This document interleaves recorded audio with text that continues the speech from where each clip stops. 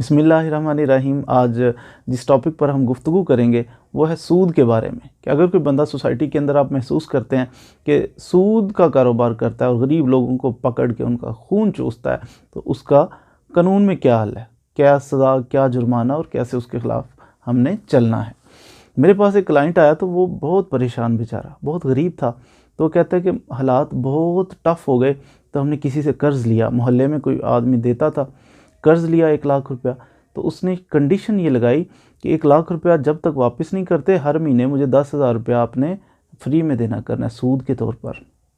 हालात इतने टफ़ थे कि मैं मान गया। अब जो पहले ही कर्ज़ ले रहा है वो कहाँ 1 लाख जमा कर पाएगा। थोड़े थोड़े करके, हर मेहनत मजदूरी करके हर महीने 10,000 उसको देता रहा और लाख उधर का उधर ही बाकी था। हालात मज़ीद तंग हुए, किसी वक्त वो 10,000 नहीं दे सका। अब इसने तो गिरेबान पकड़ लिया कि आप मुझे सूद क्यों नहीं दे रहे, 10,000 रुपया महीना दो या फिर मेरी रकम अभी निकालो। परेशान होके एक और सूद वाला था, उसके पास गया, कहता मुझे रकम चाहिए, दे दें। उसने रकम दी, उससे भी मुआहदा हो गया कि 10,000 रुपया सूद देना करना है हर महीने। मुआहदा कर लिया, घर आया। अब 10,000 उस पहले सूद वाले को देता महीने का, 10 दूसरे सूद वाले को देता। तो वो लाख रुपया यूं ही 10-10 हज़ार करके उनको देता रहा महीने का। ख़त्म कर लिया। अब इसके लाखों लाख चढ़ते जा रहे हैं। वो जो सूद वाले थे वो उन्होंने जमा करना शुरू, उन्होंने कहा अच्छा हमें सूद नहीं दे रहे, आपका 10,000 करते करते ये बंदा लाखों रुपया उन्होंने बना लिया ना। दिया 1-1 लाख था, लेकिन अब इससे क्लेम कर रहे थे मेरा 12 लाख है, दूसरा कह रहा है मेरा 17 लाख रुपया है। दो में इतना वाकई कैलकुलेशन करेंगे, हिसाब लगाएंगे तो इतना इतना ही बनता था। ये बंदा परेशान, कहते हैं वो मेरे घर आ गए और कहते हैं हम ये घर खाली करो, निकल जाओ यहाँ से, क्योंकि आप पैसे दो या ये घर हमें दे दो। वो मेरे पास आया, मैंने फिर उसको थोड़ा सा गाइड किया, उसकी मदद की। तो छोटा सा केस बना के हमने कर दिया कि ये सूद का कारोबार करना, सूद पे पैसे, वो तो मांग रहे हैं कि हमारे पैसे हमें दो। मैं कहता हूँ पैसे किस चीज़ के, सूद के। तो सूद का कारोबार करना ये जुर्म है, कानून के अंदर इसकी सज़ा है बाकायदा।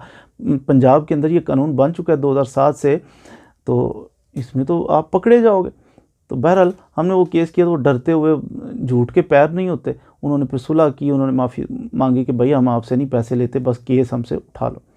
2007 के अंदर पंजाब के अंदर ये कानून बना था, the Punjab prohibition of private money lending act 2007। अब ये जो कानून बना है ना पंजाब के अंदर, ये ऐसे लोगों का तोड़ है जो सूद पे कर्ज़ा दे के लोगों को और फिर उनका खून चूसते हैं, उनसे ज़्यादा से ज़्यादा पैसे, 1 लाख दिया और 10 लाख वापस ले लेते हैं और कर्ज़ा भी उधर का उधर ही। इसमें ये जो अभी मैंने अर्ज़ किया है, जो प्राइवेट मनी लैंडिंग के ख़िलाफ़ बन गया, इसके अंदर इसकी सेक्शन 4 है।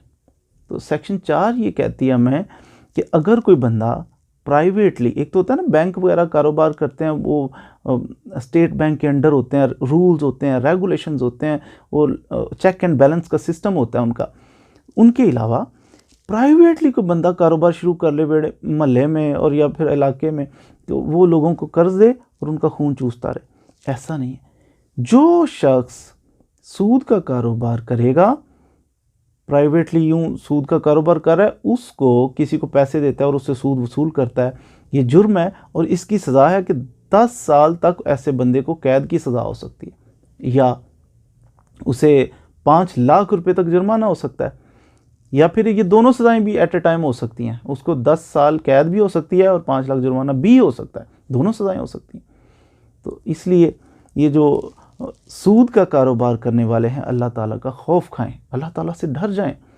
कि बज़ाहिर ऐसा है कि लगता है कि जनाब हम फोर्स कर रहे हैं, गरीब आदमी है ना, उसे पता नहीं होता कानून का। पता चले कानून का, तो जैसे वो मांग रहा होता है ना पैसे, इतने पैसे बन गए हैं, दो इतने पैसे, मेरे इतने पैसे देने।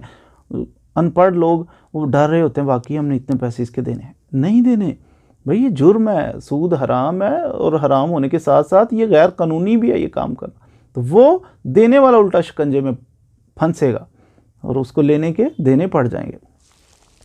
वैसे भी सूद, मैं नहीं समझता कि सूद वाला आदमी, उसे कभी ज़िंदगी में चैन मिल सकता है।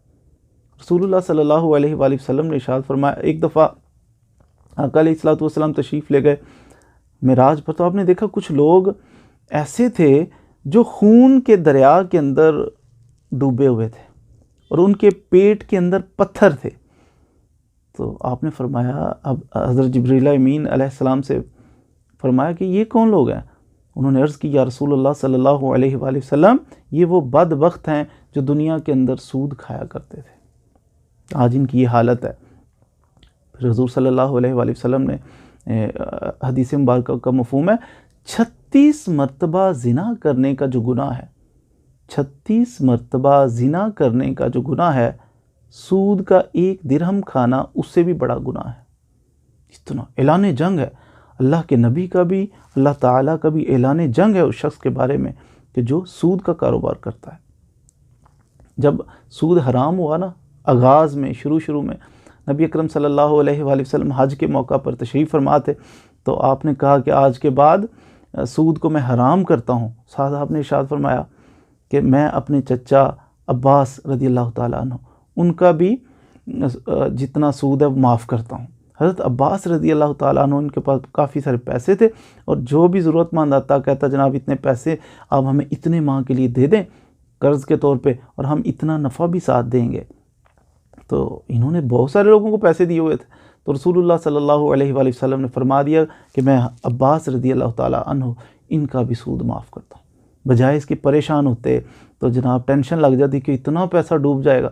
आपने पता क्या अर्ज़ किया, या रसूलुल्लाह सल्लल्लाहु अलैहि वसल्लम, आपने जितने लोगों को मैंने रकम दी है उन सब को सूद माफ़ कर दिया है, या रसूलुल्लाह मैं उनको असल रकम भी माफ़ करता हूँ।